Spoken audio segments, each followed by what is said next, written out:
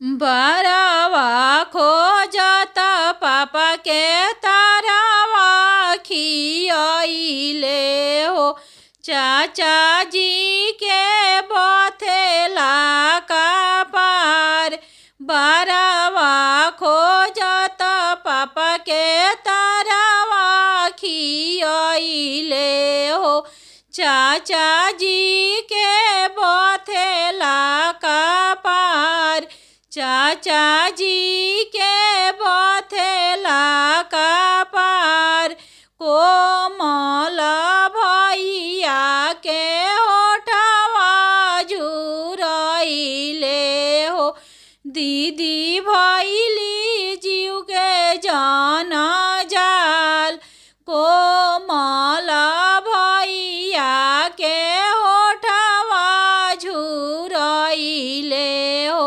दीदी भैली जीव के जान जाल, दीदी भैली जीव के जान जाल।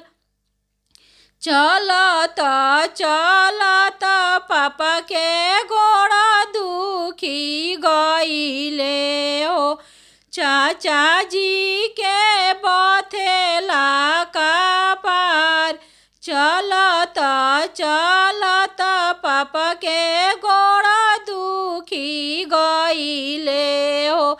चाचा जी के बथेला कपार, चाचा जी के बथेला कपार।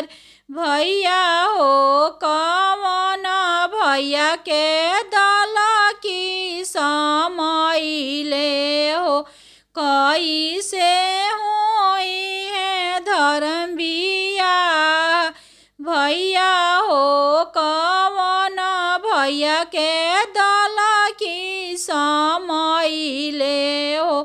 कैसे होई है धर्म बियाह, कैसे होई है धर्म बियाह। ताल तलैया के पानी सूखी गइले हो।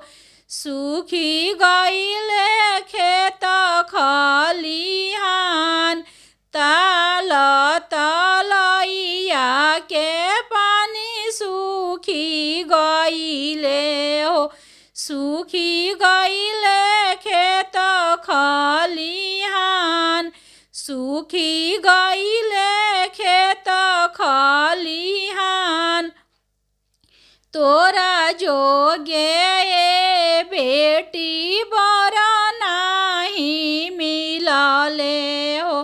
अब बेटी रहना कुंवार, तोरा जोगे ए बेटी बर नाही मिलले हो।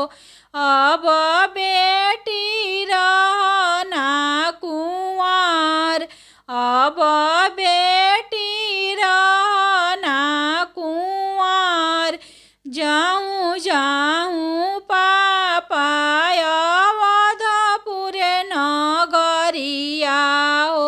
राजा दशरथ जी के द्वार, जाऊँ जाऊँ पापा अवधपुर नगरिया हो। राजा दशरथ जी के द्वार, राजा दशरथ जी के द्वार। राजा दशरथ जी के 4 गो बेटउआ हो। चारू के चारू कुंवार, राजा दशरथ जी के 4 गो बेटउआ हो।